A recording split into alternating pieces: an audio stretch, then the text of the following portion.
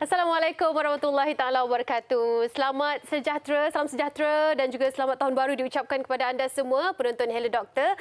Saya Ani Mizati bersama dengan anda untuk tahun baru ini, untuk episod baru bagi Hello Doktor. Pastinya pelbagai isu dan juga yang akan kita kupaskan, antara yang menarik dan yang terbaru, yang segar untuk anda semua. Sebelum tu mungkin tahun baru ini pelbagai rencana yang baru juga ingin anda lakukan. Walau bagaimanapun tahun 2020 pastinya memberikan kita satu impak yang cukup besar.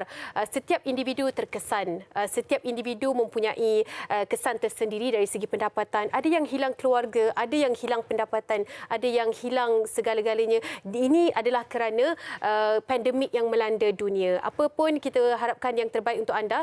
Jadi hari ini kita akan kupaskan satu persatu apakah kita boleh ambil iktibar daripada apa yang berlaku pada tahun 2020, segala keresahan, kesedihan dan juga ketidaktentuan yang masing-masing perlu laluinya, nak ataupun tak nak. Walaupun dah setahun ya kita berada dalam fasa pandemik ataupun fasa norma baru ni, tapi kita masih lagi belum menang. Itu yang menjadi persoalan dan pertikaiannya. Okey, apa-apa pun kita nak anda ikuti kami. Kita dah ada FB baru, Hello Doktor TV3. Jangan lupa untuk ikuti kami di FB kerana banyak perkongsian yang kita akan kongsikan. Mungkin nanti latar belakang ataupun apakah yang akan berlaku di sebalik tabir Hello Doktor kita akan kongsikan. Topik-topik yang akan datang juga kita akan kongsikan di FB kita. Dan jangan lupa untuk anda tinjau di Instagram TV3 Malaysia untuk anda komen di sana berkaitan dengan topik kita pada hari ini, kemelut di kala pandemik. Apakah pengalaman anda? Apakah yang berlaku terhadap diri anda? Boleh kongsikan. Kita akan bersama dengan pakar psikologi dan salah seorang selebriti untuk kita kupas sama-sama dan mungkin boleh menjawab apakah yang dilalui oleh anda semua sebagai satu motivasi untuk kita teruskan pada tahun 2021 ni. Okey? Jadi sebelum tu kita nak anda saksikan dahulu sedikit bingkisan yang disediakan bagi mengetahui apakah topik yang akan kita bincangkan pada hari ini. Ayuh sama-sama kita saksikan. Kerajaan memutuskan untuk melaksanakan Perintah Kawalan Pergerakan mulai 18 Mac 2020 iaitu lusa hingga 31 Mac 2020 di seluruh negara. Tiada siapa menyangka tahun 2020 akan meninggalkan kesan yang mendalam kepada masyarakat seluruh dunia akibat pandemik COVID-19. Pelaksanaan Perintah Kawalan Pergerakan, perniagaan gulung tikar, kadar pengangguran meningkat dengan mendadak, pendidikan terganggu, kesihatan mental terjejas, peningkatan kadar perceraian dan banyak lagi. Bukan sahaja golongan dewasa, malah kanak-kanak turut terkesan dengan keadaan semasa yang mencabar ini. Tekanan yang dihadapi oleh ibu bapa akibat pelbagai faktor secara tidak langsung memberi impak pada anak-anak. Statistik menunjukkan bilangan kanak-kanak yang mendapatkan khidmat pakar psikologi pada tahun 2020 juga meningkat.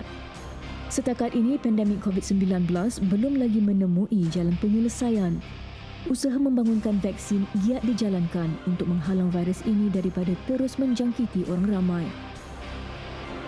Buat masa ini, mengamalkan norma baharu menjadi tanggungjawab semua pihak untuk mengekang penularan virus berkenaan. Harapan diletakkan oleh seluruh masyarakat dunia agar tahun 2021 akan memberi lebih sinar dan dapat kembali kepada kehidupan normal. Kemelut di kala pandemik. Itu yang akan kita bincangkan pada hari ini. Kita akan kupas apakah dari sudut positifnya yang berlaku dalam kehidupan kita dan apakah pula dari sudut negatifnya dan bagaimana ia memberi impak kepada kesihatan mental kita. Segalanya kita akan kupas satu persatu bersama dengan tetamu istimewa kami di studio, pakar psikologi iaitu Datin Dr. Mariani Matno. Apa khabar Datin? Baik, sihat. Sihat, Alhamdulillah. Macam mana PKP setakat ini? Biasa-biasa. Dilalui biasa-biasa, Ya, sederhana biasa-biasa. dan biasa. Ya. Alhamdulillah. Okey Datin, terima kasih kerana bersama dengan kami dalam Hello Doktor pada hari ini. Kita bercerita tentang tahun 2020 yang memberi satu kesan bukan sahaja kepada mereka yang dugaan mereka yang positif COVID-19 itu adalah dari sudut kesihatannya. Tapi mereka yang tidak kena ini pun terkesan kerana ia melanda dunia, kehilangan segala-galanya, boleh dikatakan segala-galanya. Tapi dalam masa yang sama ada perkara yang baik. Ada perkara, orang kata setiap dugaan itu ada hikmahnya. Bagaimana pandangan Datin sendiri melihat? Memang betul lah Nim cakap tu kerana setiap dugaan itu ada hikmahnya. Pada awalnya saya boleh jangkakan sewaktu yang amat berhormat Perdana Menteri kita mengumumkan PKP ya. Okey. Para isteri ni suami duduk rumah. Suka suami duduk rumah. Kemungkinan suami pula mungkin memaklumkan, alamak, tak boleh pergi ke pejabat. Ataupun kedua-dua ibu dan bapa, suami isteri, bolehlah kita tengok anak-anak kita di rumah. Jadi masing-masing mempunyai perasaan yang bercampur-campur. Suka ada, gembira ada, dalam masa yang sama bimbang dan cemas. Tapi salah satu kebaikan hikmahnya ialah di sini apabila dikatakan suami isteri yang dah bekerja, yang dikatakan bekerja dari rumah ataupun work from home, mereka akan bersama-sama walaupun bekerja, tetapi dalam masa yang sama mereka akan meluangkan masa bersama. Mana-mana aktiviti yang boleh dibuat bersama, itulah masanya mereka perlu bersama. Tolak tepilah kata ada meeting lah itu, takkan 24 jam ataupun 12 jam di rumah sentiasa ada online, webinar lah, seminar. Ada waktu-waktu yang mana dia boleh bantu juga. Suami boleh bantu isteri, isteri juga boleh sama-sama membantu suami isteri itu tadi, dan juga anak-anak. Dari dalam aspek pembelajarannya, dia sama-sama boleh melihat. Jadi bolehlah lihat betapa susahnya juga kerja jadi cikgu ni juga ya. Kerana di sini juga ibu bapa mahukan kebersamaan itu, sebab kadang-kadang contohnya ya, kalau nak ambil ni, mana belum kahwin kan? Oh dah. Tak apa. Baru juga. Baru jugalah ya. Kalau lah ada anak, anak itu katakan kita keluar waktu pagi, 6 pagi dah keluar, anak masih tidur, balik malam mungkin lewat, kemudian anak juga dah tidur. Jadi bila masa komunikasi antara ibu, bapa dan anak-anak itu. Betul. Jadi itu salah satu yang positif. Kebersamaan itu, beriadah bersama, beribadah bersama. Kalau kita orang Islam, bolehlah beribadah bersama-sama. Kalau di meja makan itu, itulah dikatakan masa berkualiti. Sebelum ini kita selalu sebut masa berkualiti. Saya rasa pandemik itulah masa berkualiti. Dan dari sudut mungkin anda juga mempunyai pendapat yang sama. Ini adalah satu bagaimana kita nak melihat dunia yang ingin diberikan rehat seketika, dan kita sendiri perlu mencari apakah kekurangan diri untuk diperbaiki. Betul. Kan kita dapat melihat mereka kongsikan di media sosial yang mungkin dah membaca Al-Quran contohnya bagi yang Islam, dan mereka yang melakukan perkara-perkara berfaedah di rumah yang tak pernah dilakukan, semuanya boleh dilakukan di rumah. Mereka akan jadi seorang yang lebih kreatif. Kalau dulu sebelum ni beli makanan tu beli saja di mana-mana restoran kan, tetapi waktu PKP dulu ya, masing-masing terpaksa masak sendiri. Betul. Gunakan idea yang lebih kreatif. Malah idea yang kreatif itu mungkin anak pula ataupun suami pula, tak ada lauk lain ke, tak ada cara lain ke masak. Jadi ini membuatkan isteri itu tercabar juga, dan dalam masa yang sama ini salah satu yang positif lah pada saya ya. Lebih kreatif, buat masakan itu sendiri, dan ini boleh juga mengelakkan daripada berlakunya perkara-perkara yang boleh menjejas kesihatan seseorang itu dalam keluarga itu. Betul. Dan anak-anak juga melihat perkara ini satu perkara yang cukup menyeronokkan mereka. Bangun celik mata saja ibu ayah dah ada di depan mata. Ya, betul. Kalau sebelum ni mungkin sukar untuk mereka berkomunikasi, melakukan aktiviti bersama, inilah masanya yang mungkin hampir berbulan-bulan melihat kepada celik mata saja ada ibu ayah mereka. Adakah dia memberi juga kebaikan positif dari sudut psikologi kanak-kanak? Ya, ini memberikan juga salah satu sudut psikologi ya. Kerana di sini bila anak-anak itu bangun kemudian nampak mama dah ada, papa dah ada. Oh, seronok, bangga. Jadi keseronokan itu sebenarnya mencetuskan emosi yang positif. Jadi bila emosi itu dah positif, daya tindak fiziologinya sendiri secara tidak langsung, dia akan menjadi orang yang cerdas, mahu melakukan sesuatu tanpa disuruh. Sebelum ini mungkin kalau bangun kerja saja, papa dah pergi kerja, mama dah tak ada. Jadi itu boleh membuatkan kadang-kadang anak-anak ini moody. Oh, mak ayah tak ada, tak apalah, tidur semula. Jadi ini satu yang positif yang kadang-kadang kita tidak sedari itu berlaku. Sama lah juga kalau isteri bangun, suami ada, Abang ada lagi? Kan kalau tidak masa tidur tu dah keluar pergi kerja, balik pun dah tidur baru pulang ke rumah kan. Betul. Masa itulah kita pentingkan Jadi masa yang boleh berkualiti. mengeratkan lagi hubungan suami dan isteri itu melalui komunikasi langsung tersebut. Sebanyak mana pun kita bercerita tentang positifnya berlaku dalam kehidupan kita, kita tidak dapat menafikan yang sebenarnya ramai sangat yang terkesan Datin ya. Yang terkesan dari sudut kewangan, dari sudut pendapatan, dari sudut mental, fizikal dan sebagainya. Bagi pendapat Datin sendiri melihat kepada mereka yang mengadu nasib kepada Datin sebagai pakar psikologi, bagaimana, sejauh mana mereka ini terkesan? Berapa ramai yang terlibat dalam? Dia kalau kita nak lihat di sini ya, kalau dalam kajian mobiliti kebangsaan itu sendiri, kemurungan banyak paling tinggi pada wanita berbanding dengan lelaki. Ya. Kerana wanita ini kita tahu adalah suri rumah yang sentiasa bekerja di rumah, ya. Waktu PKP, waktu PKPB, PKPP dan sebagainya. Dan dalam masa yang sama, suri rumah ini kita lihat mereka sentiasa melakukan tugasan yang sama hari-hari. Jadi kalau mereka tidak diberi pengiktirafan, mereka tidak diberi perhatian oleh suami atau pasangan masing-masing, semestinya motivasi mereka makin lama makin menurun. Ya? Kerana pada mereka seolah-olah tidak ada produktiviti dalam kerja. Tidak ada penghargaan. Ya, sekurang-kurangnya anak-anak bolehlah kata rajin ibu masak hari ini macam dan banyak benda-benda perkara-perkara. So suri rumah yang saya sebut tadi, kemurungan itu banyak berlaku. Tapi dalam masa yang sama juga kadang-kadang kita perlu jaga juga kesihatan fizikal dan mental kanak-kanak. Kerana kanak-kanak duduk kat rumah. Sedangkan dunia kanak-kanak ialah bermain. Betul. Mereka perlu cergas. Apabila mereka cergas, barulah mereka cerdas. Tapi bayangkan kalau dalam suasana rumah, ni saya sebut suasana rumah yang sempit ya. Kalau suasana rumah yang besar ada laman tu tak ada masalah, mereka masih boleh keluar berlari. Tapi kalau dalam kawasan rumah yang tidak ada halaman dan sebagainya, mereka akan duduk dalam kawasan yang sempit. Dan dalam satu masa semua cuti. Cuma cuti, kemudian riuh, pikuk dan sebagainya. So ini boleh menjejaskan fikiran mereka, mereka rasa ronsing, gelisah. Dan kalau tidak dikawal, ini yang membimbangkan kerana takut membawa kepada kesihatan mental.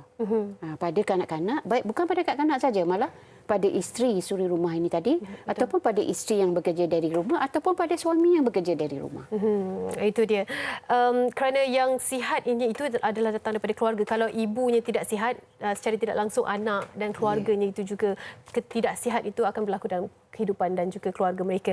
Okey, banyak lagi kita akan bincangkan tentang dari sudut negatifnya, apakah yang akan berlaku, apakah terkesannya kita sebagai individu yang berada dalam fasa pandemik ini. Segalanya dalam Hello Doktor.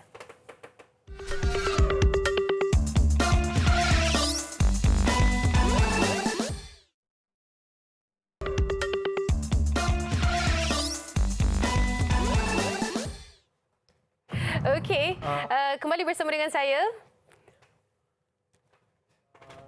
Lah dari sektor pelancongan. Tambahan saya bekerja dalam sektor pelancongan. Memang ramai tahu sektor pelancongan terjejas teruk. So memang masalah gaji kena potong apa semua. So bantuan tu memang kita harapkanlah daripada bantuan kerajaan, macam bantuan sara hidup golongan bujang. Saya bujang lagi, so agak terkesan jugalah walaupun tanggungan tu tak banyak sangat. Aktiviti transport ni kita bergantung pada pelancongan.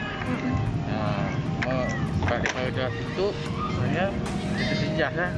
Dengan pekerja lagi, kita nak makan. Tengah tu ada anak bini, nak kena tanggung. Semua tu lah. Tapi okeylah, kerajaan bagilah juga duit bantuan. Kita orang bekerja dengan agakkan pelancongan je lah. Bila pelancongan tak datang, tak ada orang, apa nak buat? So kat rumah 3 bulan kat situ. So makan tidur dengan bantuan daripada zakat ada sikit. So tak mencukupi lah untuk kita orang. Baik, itu antara luahan hati mereka yang sempat kita tanyakan bagaimana dengan keadaan, terutama sekali mereka yang bekerja dalam sektor-sektor yang begitu terkesan, sektor pelancongan, penerbangan dan pelbagai lagi sektor yang terkesan sebenarnya. Sejauh mana terkesan, itu yang menjadi persoalan dan juga pertikaian mereka. Okey, apa-apa pun kita nak teruskan apa yang kita bincangkan pada hari ini tentang kemelut di kala pandemik. Kita dah kongsikan apakah positif impact ataupun impak positif yang berlaku dalam hidup kita. Kini kita nak kongsikan pula apakah kesan negatif. Apakah keadaan yang berlaku sebenarnya. Okey, sebelum tu, kalau anda belum lagi mengikuti kami di Facebook kami, jemput-jemputlah ikuti kami di FB kerana baru saja kita wujudkan pada tahun 2021 ni. Kita nak anda raikan lagi dengan ramai followers supaya kita boleh kongsikan pelbagai info mengenai Hello Doktor pada tahun 2021 ni. Okey, Hello Doktor TV3. Okey, kita teruskan sahaja. Cuma kita ada pendatang baru untuk segmen ini. Perkenalkan Z Zaidi. Tak perlu kenalkan kot. Apa khabar? Baik. Alhamdulillah. Baik. Okey, terima kasih kerana sudi bersama dengan kami. Dan sekali lagi kita perkenalkan pakar psikologi Datin Mariani bersama dengan kita untuk berceritakan tentang kemelut di kala pandemik ini. Mungkin Z Zaidi, kita nak kongsikan juga dari sudut begitu terkesan dengan keadaan ini. Kadang-kala mereka tak nampak situasi sebenar, betul, kan? Tapi yang dilalui sebagai orang yang perlu menyara ramai, bukan sahaja keluarga tetapi ada pekerja di bawahnya, ada orang, ada tanggungan, kan? Bagaimana keadaan ini? Keadaan memang dalam keadaan pandemik COVID ni memang amat terkesan, bukan saja dalam industri seni, malah keluarga pun turut terkesan daripada perniagaan dan sebagainya. Jadi dalam keadaan ni bukan kita saja yang kena, semua yang kena. Betul, betul. Tapi bila ini adalah pertama kali dalam hidup kita kena cabaran yang amat mencabar, kita maknanya kena melalui pengalaman tu untuk berusaha bagi mengubah hidup kita ni dengan cara pandemik ni.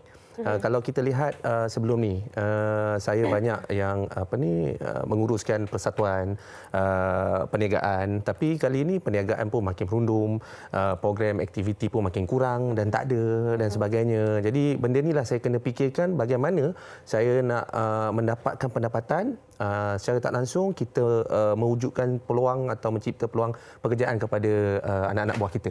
Jadi inilah yang sebenarnya yang amat kita takuti, dan inilah sebenarnya pengalaman yang perlu kita hadapi, dan salah satunya yang saya cuba usahakan adalah menjual tahu bergedil. Yalah, tahu betul. bergedil, kan? Kita dapat tengok juga dikongsikan di media sosial yang mendapat perhatian juga, mendapat sambutan yang cukup menggalakkan. Betul. Sebenarnya itu juga mewujudkan peluang pekerjaan, kan? Betul, dia mencipta peluang pekerjaan, dan dalam masa yang sama kita perlu menjadi contoh kepada hati-hati yang lain. Maknanya bukan dalam bidang seni saja kita boleh menjana pendapatan tu, malah kita boleh menggunakan perniagaan tu untuk menjana pendapatan dalam keadaan pandemik ni. Jadi inilah sebenarnya usaha yang kita perlu buat, dan kita perlu menjadi kepimpinan melalui teladan ni. Maknanya pemimpin jadi contoh. Walaupun orang kata benda ni tak baik, saya kata benda ni janji halal dan boleh menampung pendapatan. Lupakan segala populariti, lupakan segala fame, kan? Betul, sebab betul. ini adalah masa untuk mencari survival. Betul. Siapa yang boleh survive di kala keadaan pandemik ni.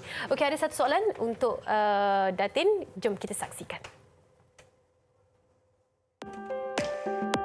Hello doktor, saya nak tanya macam mana kita nak bagi budak-budak faham dengan situasi sekarang ni. So kita nak bagi budak-budak faham supaya suruh duduk rumah. Kadang-kadang selalu mengengek nak keluar. Macam mana nak bagi faham? Bagi mereka faham dengan perkataan yang mudah difahami supaya mereka dapat menerima keadaan ini. Silakan. Bagi mereka faham, kita kena tengok umur kanak-kanak itu, ya. Kalau kanak-kanak tu yang berumur kita kata 3 tahun ke bawah lah, ya, Zat, kan? Dia mungkin tidak faham apa dia COVID. Mungkin kita boleh maklumkan bahawa kalau kita keluar, kita nak elakkan demam dan sebagainya. Nanti bila ada jangkitan dalam rumah, ini akan menyusahkan mak ayah dan adik-adik lain. Tapi kalau bagi kanak-kanak yang umurnya 4 tahun ke atas, ya, Zat, ya. Kanak-kanak ini dia biasa tengok gambar-gambar yang cantik-cantik, ya. Teks yang besar-besar. Jadi apa kata gambar tu ditunjukkan ambulan, Ditunjukkan ambulan. Kenapa dia ni ambil? Inilah dia COVID. Kita tak boleh buat begitu. Alang-alang mak ayah ada masa kat rumah kan? Sebab saya sendiri, katalah anak cucu saya sendiri, bila nak bawa dia keluar, dia kata, tak boleh. Tok, dia kata, Tok Umar tak boleh sebab dia ada COVID. Tapi bila kita tanya, faham ke COVID? Oh, sakit. Jadi kita tunjuk gambar-gambar tu. Kalau mereka tak faham, kita tunjukkan buku-buku yang ataupun kita sendiri buat komik yang ada gambar-gambar ambulan masuk hospital. Bukanlah nak menakutkan ambulan itu sendiri, tetapi untuk menunjukkan bahawa COVID ini satu penyakit yang perlu kita elak, dan cara untuk mengelakkannya ialah kurangkan keluar ke rumah. Bukan jangan keluar ke rumah, kurangkan keluar ke rumah. Kalau keluar, maknanya pakai pelitup muka dan sebagainya. Okey, itu antara cara yang paling mudah lah kan Ya, untuk paling bagi mudah kanak-kanak ini untuk faham. anak-anak. Macam Z sendiri, bila kita melihat bukannya senang untuk membina satu perniagaan yang dalam sekelip mata untuk membantu mereka. Sebagai mereka yang menyuarakan apakah yang berlaku sebenarnya pada selebriti. Orang di luar sana tak tahu. Orang di luar sana menganggap selebriti banyak duit. Ada duit simpanan, ada saja mereka nak survive. Ini juga pernah menjadi pertikaian di media sosial. Tapi sebagai individu yang mendengar keluhan mereka, apa yang boleh dikongsikan? Dia sebenarnya yang masyarakat melihat artis itu hanya yang berjaya hanya 10% saja. Yang 90% lagi yang tidak ada job, kadang-kadang kais pagi makan pagi, kais petang makan petang, dia bergantung kepada projek. Jadi dalam soal ni kita sebagai persatuan seniman yang membantu dari sudut kebajikan artis itu sendiri, kita lebih fokus kepada yang 90% ni. Jadi bila berlakunya pandemik COVID ni, kita lihat ada ramai yang artis-artis terkesan, terutama sekali bila mana penggambaran atau persembahan tu dihentikan serta-merta. Jadi bila serta-merta tu selama 2 minggu yang pertama mereka boleh survive lagi. Yang kedua, duit dah makin so-so je. Yang ketiga, dah tak ada duit nak beli barang-barang keperluan, menjadi satu masalah untuk kita. Sebab inilah seniman membantu dari sudut kebajikan menjadi one stop center kepada mereka-mereka ni untuk memberi maklumat dan juga bantuan-bantuan tertentu bagi menyalurkan kepada mereka barang-barang keperluan seperti beras, telur, minyak dan sebagainya bagi survival mereka dan keluarga mereka. Ini yang mereka tidak nampak sebab kadang-kadang artis tu dibayar bukannya lamsam, dia berdasarkan episod by episod, kontrak percentage by percentage. Jadi bila stop penggambaran atau persembahan tu secara mendadak begitu, mereka punya pendapatan juga turut terjejas. Payment stop lah. Payment stop. Jadi keperluan makanan tu yang paling kita takuti tu. Ini yang inisiatif Persatuan Seniman dengan kerjasama dengan persatuan lain, kita ada buat satu program untuk untuk penggiat seni dan juga artis untuk mengambil barang-barang keperluan dengan dibantu oleh artis-artis yang popular dan juga artis-artis yang rezeki dia yang ada lebih, dia bantu kepada artis-artis yang lain. Dekat sini. Itu yang kita amat berterima kasih lah kepada artis-artis yang berjaya, yang kaya sedikit, bantu yang lain-lain. Itu yang paling penting. Selain daripada itu, antara yang berlaku yang betul-betul kita nampak ketara adalah perceraian dan juga ada lagi kesan-kesan lain disebabkan hilangnya punca pendapatan. Apakah komen Datin? Sebenarnya apa yang Z buat tu sebagai Presiden Persatuan Seniman, itu satu cara yang baik sebenarnya kerana dia dapat mengelakkan berlakunya perpecahan dalam rumah tangga. Kerana konflik kewangan ni boleh mempengaruhi komunikasi. Betul. Jadi komunikasi siapa? Komunikasi antara suami dan isteri. Betul. Suami bila dah tak ada duit dan sebagainya, ini dalam golongan tertentu lah Tetapi Anim, Z ada juga yang mereka yang ada pendapatan, tidak dibuang kerja dan sebagainya, masalah mereka lain pula. Kerana komunikasi yang lain pula wujud, iaitu gadget. Gadget sebenarnya salah satu, saya kata salah satu, bukan faktor utama. Salah satu punca yang boleh menyebabkan perceraian berlaku. Betul. Saya setuju. Kerana kita kalau suami isteri dah berada dalam satu rumah 3 bulan, masuk sana jumpa dia, masuk sini jumpa dia, malam-malam memanglah kena jumpa kan. Jadi ada benda saja yang kita nampak yang kadang-kadang rasa tak selesa. Ada je salah. Jadi berlakulah orang kata pertelingkahan, perselihan sedikit. Di situlah orang kata Mulalah nak main Mulalah handphone tu. gadget itu memainkan peranan yang penting. Kemungkinan nak luahkan. Sebab kita ni manusia ni, Zat dengan Anif ya. Bila kita stres, dia ada banyak daya tindak yang boleh berlaku. Yang pertama, yang daya tindak yang saya maksudkan ni ialah daya tindak emosi, iaitu meluahkan. Perluahan itu maka berlakulah dalam gadget itu. Kalau dalam kajian yang saya lakukan dengan rakan-rakan sendiri ya. Okey. Kita ada menggunakan perkataan online flirting. Dia lebih kurang mengurat secara maya. Mengurat secara maya. Dia kadang-kadang Zat, dia mengurat secara maya ni mula-mula bahasa yang santai-santai. Dah makan? Khabar. Minum kat mana? Apa khabar? Dah makan belum? Makan kat mana? Hari ni lambat datang kerja. Jadi, jadi bibit-bibit itu. Ini yang kadang-kadang kalau nak meluahkan itu, carilah saluran yang betul. Kalau Z ada masalah, luahkanlah dengan orang yang sepatutnya, keluarga, isteri, mak ayah. Jangan pergi kepada yang luar-luar di sana yang boleh bawa pula kepada masalah yang lain. Jadi konflik kewangan itu salah satu yang boleh membawa kepada perceraian itu. Sebab itu dikatakan di sini kadar perceraian itu memang tinggi dalam masa PKP ini. Ya. Baik, itu dia padat sebenarnya perbincangan kita pada hari ini. Kita bercerita tentang apakah sebenarnya yang dihadapi oleh setiap individu. Kita ingin mengambil iktibar daripada apa yang berlaku. Jadi teruskan bersama dengan kami dalam Hello Doktor. Kita rehat seketika.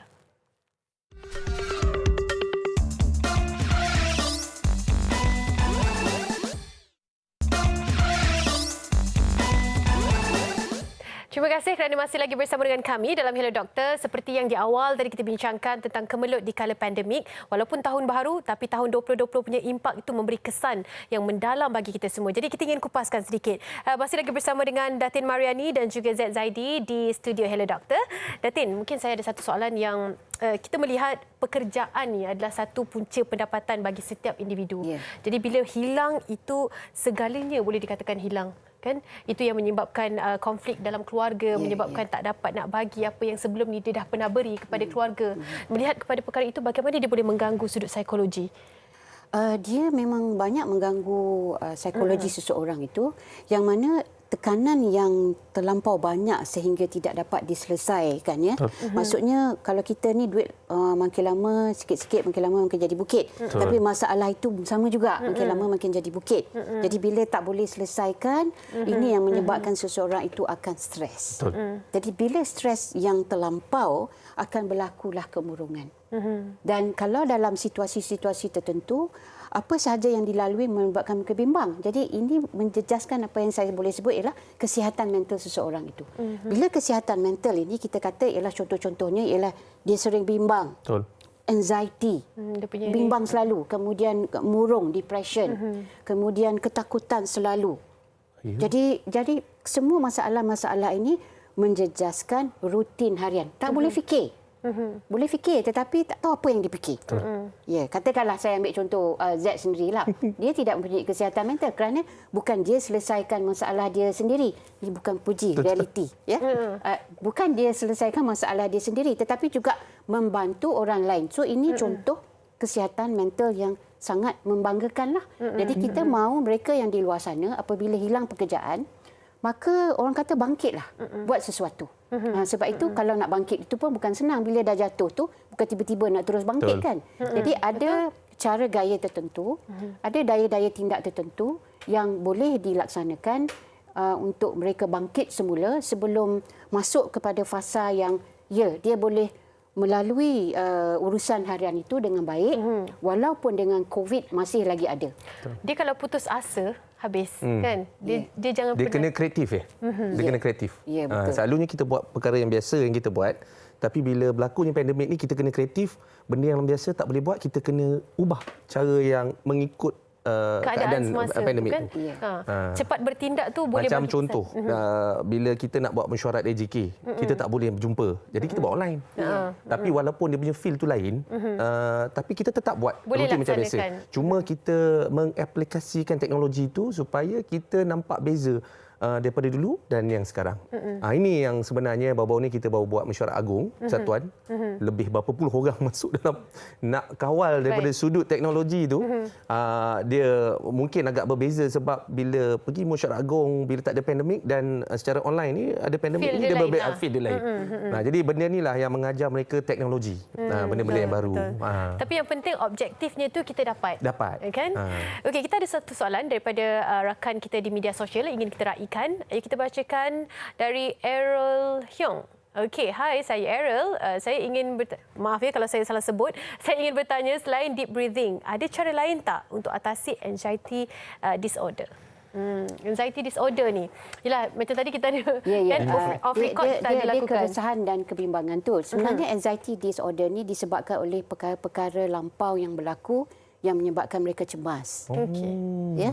Jadi perlu dilalui perkara-perkara tersebut dengan bantuan daripada sokongan sama ada keluarga, ibu bapa ataupun rakan. Maksudnya di sini sokongan psikososial itu sangat penting. Kerana sokongan psikososial itulah yang boleh meredakan anxiety disorder itu selain daripada terapi-terapi yang sesuai lah ya. Tapi dalam keadaan pandemik ni orang nak pergi keluar nak jumpa ahli terapis pun kadang-kadang takut. Takut nak berjumpa dan sebagainya. Jadi lagi sekali lah kita gunakan teknologi.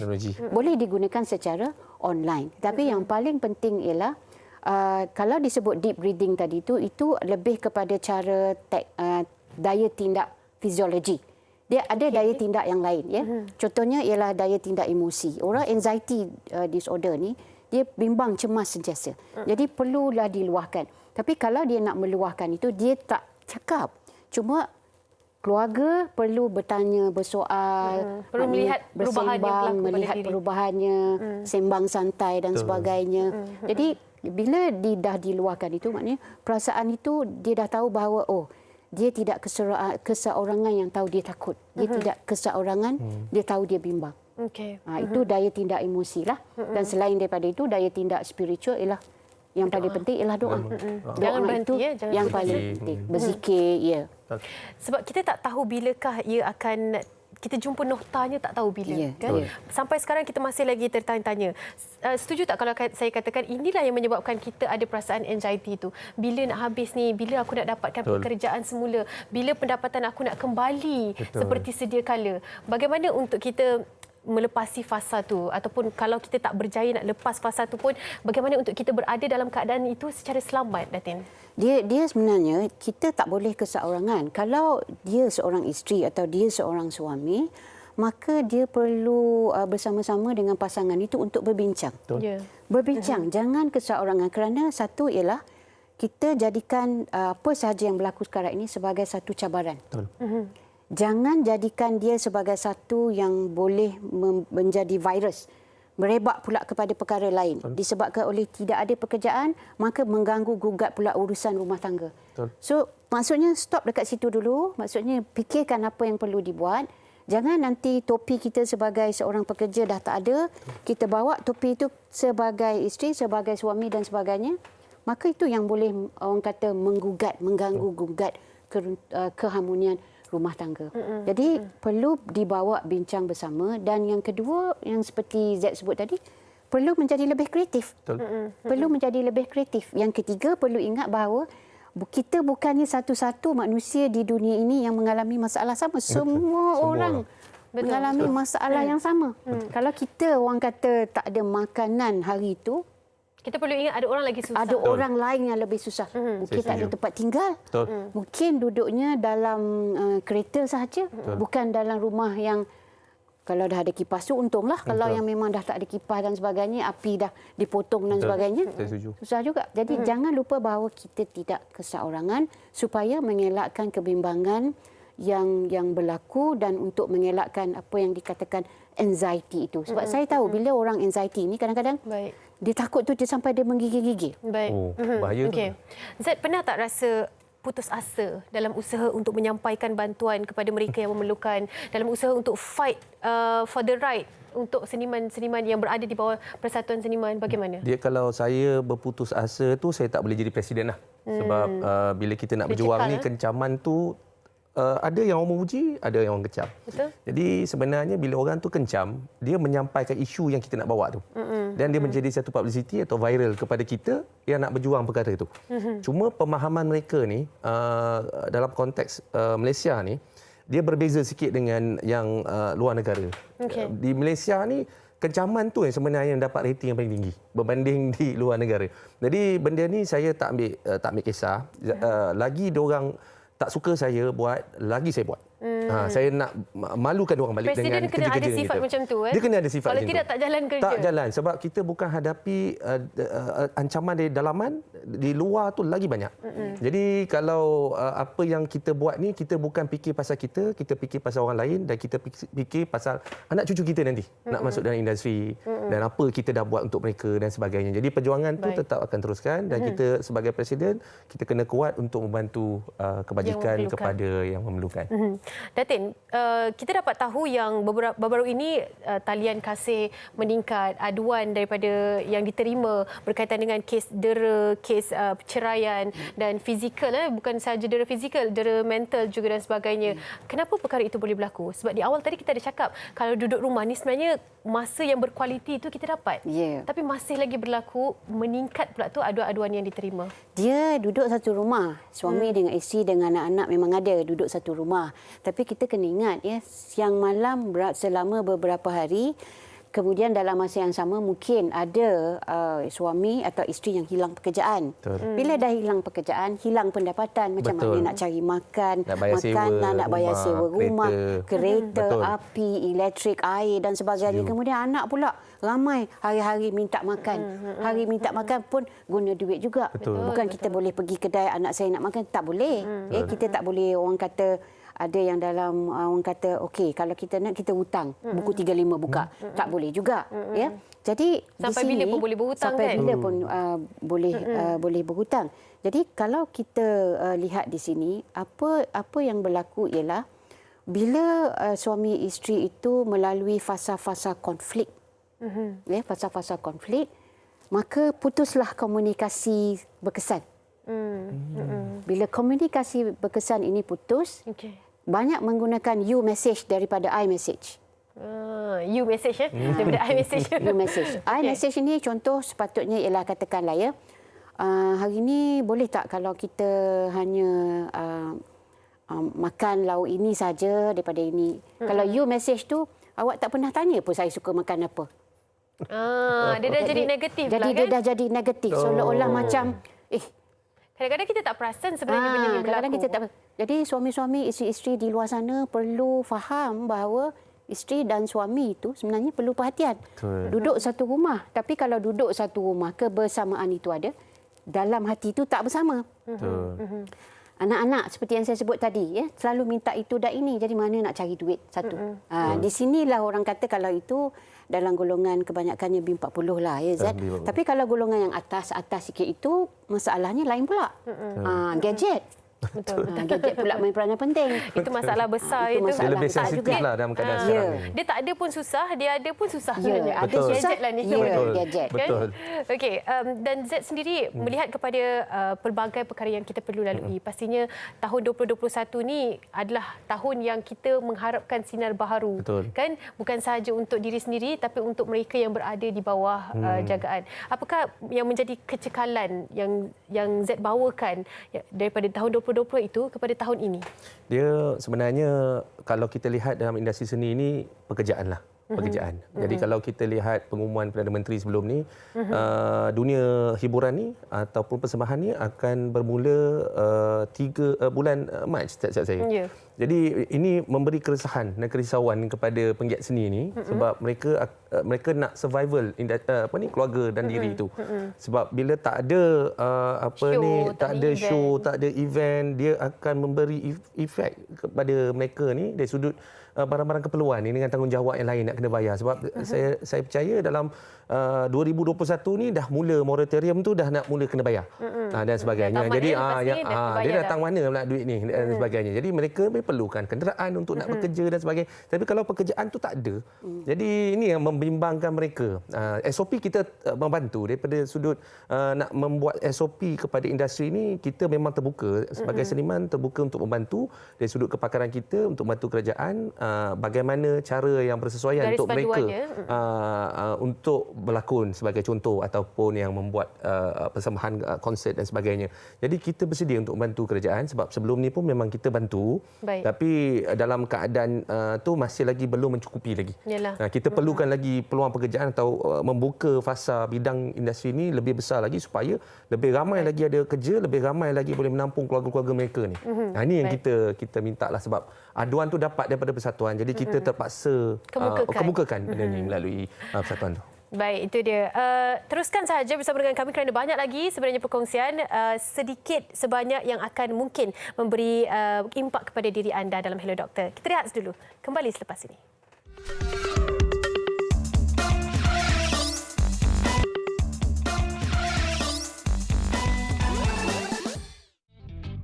Harapan untuk 2021 berlaku kalau COVID-19 lagi, area tempat yang tertentu yang kita buat PKP. Jangan tutup negeri. Kalau tutup satu negara habis lah. Ekonomi kita gandang lebih. Itu saja. Harapan saya untuk 2021 ni adalah keadaan kembali normal lah. So walaupun kita sekarang ni menghadapi cabaran COVID-19, hari semakin hari kes semakin meningkat, tapi saya percaya dengan adanya vaksin yang kerajaan pun telah membelinya, so keadaan kembali normal, aktiviti semua perniagaan kembali rancak lah. So pendapatan akan bertambah, orang pun akan dapat peluang pekerjaan. Kekalkan macam ni, tapi yang main tu kita minta patuhlah SOP yang kerajaan bagi tu kita kena ikutlah. Macam pintu buka apa semua tu. Dan kita dah jaga dari kita, tak apa lagi yang jaga. Itu dia harapan daripada setiap insan yang melalui fasa pandemik ini. Pastinya sukar untuk kita lalui. Tapi tahun 2021 ini masing-masing mengharapkan yang terbaik. Kita hari demi hari mendapat berita yang baik. Vaksin bakal ditemui, bakal diterima di Malaysia. Dan kita harapkan yang terbaik pastinya. Sambung perbincangan kita untuk minit-minit yang terakhir ini. Kemelut di kala pandemik itu yang akan kita bincangkan. Itu yang telah dibincangkan. Berikutan dengan keadaan psikologi ataupun keadaan kesihatan mental yang mana ini boleh memberikan impak dalam jangka masa panjang jika perkara ini tidak dikawal pada peringkat awal. Apakah yang mungkin diboleh berikan cadangan kepada ibu bapa kalau melihat perubahan sedikit sebanyak yang berlaku pada diri anak mereka, dah mula terjerit-jerit tak tentu hala, kan? Itu yang diutarakan juga. Mungkin nasihat daripada Datin sendiri. Nasihat daripada saya ialah anak-anak itu perlu diberikan aktiviti yang lebih berstruktur. Kita tahu kat rumah ni main jelah apa-apa. Main jelah apa-apa. Tapi berstruktur maksudnya sekian waktu buat apa, sekian waktu buat apa. Ada jadual. Ada jadual-jadual tertentu. Dan kalau boleh gadget itu jangan diberikan sepanjang masa lah. Kerana gadget itu boleh merosakkan aspek-aspek menjejaskan kesihatan fizikal anak juga. Jadi screen time untuk kanak-kanak yang melebihi masa yang tertentu pun tidak bagus juga. Jadi maksudnya adakan seperti Anim kata, adakan jadual-jadual tertentu. Pastikan rutin mereka itu telah ditetapkan, tetapi janganlah rutin itu sehingga 1 tahun 6 bulan buat yang sama. Maksudnya rutin itu perlu diubah-ubah supaya dia lebih kreatif dan supaya dia akan selalu menjangkakan apa nak buat lepas ni, apa nak buat ni. Okey, kita tengok jadual. Jadi yang itu yang pertama. Yang kedua ialah kita tengok sekarang ini pembelajaran dalam talian sering berlaku. Betul. Sebenarnya pembelajaran dalam talian untuk anak-anak ini kalau tidak dipantau itu boleh membosankan mereka. Jadi aktiviti dalam talian yang disediakan oleh guru-guru ataupun yang telah diberi cadangan oleh ibu bapa kepada guru sebenarnya dapat membantu anak-anak ini untuk belajar. Kerana kalau secara bersemuka anak-anak ini pun susah nak belajar Z ya. Ni apatah lagi online. Baik. Kalau lagi online. Betul. Cabaran dia. Ya, itu cabaran. Z sendiri sebagai ayah yang akan mengawal keadaan di rumah. Apa antara aktiviti ataupun bagaimana Z sendiri mengawal kesihatan mental anak-anak di kala keadaan ini melanda keluarga? Saya ada 3 anak. Yang nombor 2 dan nombor 3 tu kembar. Okey. Bila kembar, cabaran dia tu lagi besar. Yelah. Kalau Dua-dua, satu saya bagi, yang satu ni mengajuk. Jadi saya kena beli yang dua-dua ni. Tapi dia tak tahu pendapatan bapak dia ni dah makin berkurang kan. Betul. Jadi gadget tu memang saya tak, sebab saya dah latih yang pertama tu gadget. Bila yang kedua, yang ketiga ni saya tak. Dah belajar daripada Saya sebab kita tengok kelemahan tu kan. Jadi saya banyak mengajar dia orang dari sudut melukis. Okey.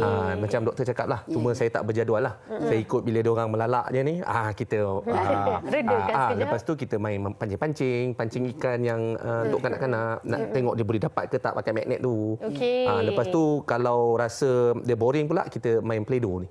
Yang main Motor plaster skill lah. Dia kena ubah-ubah. Jadi sampailah ke malam. Okey. Sebab masa banyak. Jadi masa Dia kalau apa yang Z sebut ni, dia menggunakan emergent activity. Datang Bahasa dengan dia, tiba-tiba. Bahasa dia. Maksudnya kreatif lah. Seorang ayah, seorang ibu perlu. Tapi memang dia yang kreatif. Kalau tidak, tak ada kan tercipta dia tahu bergaya. Kadang-kadang tu dia dah tak ada idea dah nak bagi apa. Kena Google, YouTube juga. Apa yang dia tak pernah main lagi, kita Tapi bagi. ini satu tindakan yang positif yang perlu dicontohi oleh ibu bapa di luar sana. Kan, melihat kepada ada masa, jangan fikirkan tentang stres saja. Walaupun memang kita sendiri pun, saya pun terkesan, Z pun terkesan dan semua individu terkesan. Macam mana nak bagi semangat kepada ibu bapa di luar sana untuk teruskan mencari aktiviti untuk anak-anak mereka? Kerana kalau ibu tu yang tak sihat, secara tak langsung dia akan bagi aura tidak sihat kepada Sebenarnya anak. yang pertama ialah ibu itu perlu sihat. Betul. Isteri dalam satu rumah tangga itu perlu orang kata dijaga, ibarat jaga jantung. Saya setuju. Setuju? Suami begitu juga, perlu dijaga ibarat jaga jantung juga. Setuju. Jantung tu rosak, rosaklah satu semua. Saya setuju. Betul. Jadi bila ibu sihat, ayah sihat, maksudnya ibu tu akan berfikir secara kreatif. Seperti Z tadilah. Secara kreatif, dia boleh bagi aktiviti untuk anak dan bangkit daripada putus asa masing-masing. Betul. Kerana COVID ini, kita tidak tahu bila akan berakhir. Betul? Betul? Kita ada norma-norma baru. Tadi ada saya dengar tadi, dia kata nak kembali normal. Sebenarnya kita perlu kembali normal dengan norma baru ini. Betul. Betul? Kita tidak tahu bila dia akan berakhir. Ya, vaksin orang kata dah ada, tetapi tak semestinya bila dah ambil vaksin itu kemungkinan dia akan berakhir juga. Betul. Jadi seorang ibu ini perlulah dikatakan lebih kreatif, lebih cerdas, lebih sihat dan perlu juga dikatakan menjadi suri rumah yang sepanjang masa sentiasa mengawasi siapa saja yang ada dalam rumah. Mengawasi suami, suami mengawasi isteri dan sebagainya. Mengawasi ini bukanlah nak jadi spy setiap masa. Tidak ya. Cuma kata membantu antara satu sama lain. Dan dalam masa yang sama dalam tahun 2021 ini jangan ada sangkaan kekebalan.